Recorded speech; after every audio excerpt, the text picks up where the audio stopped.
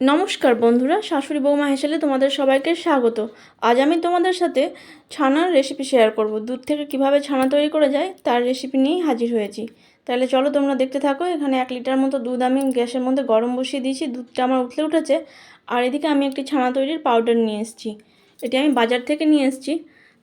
এরপরে দুধটি একটি পাত্রের মধ্যে ঢেলে রেখেছি। আর ওই দুধের মধ্যে ওই পাউডারটি দিয়ে দেবো।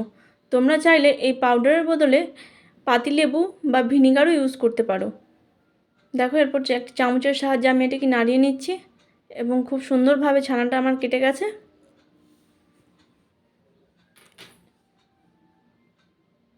এরপর ছানাটাকে আমি কিছুক্ষণ রেখে দেবো। ওই জলটা ঠান্ডা হওয়া পর্যন্ত রেখে দেবো, তারপর ছেঁকে নেব।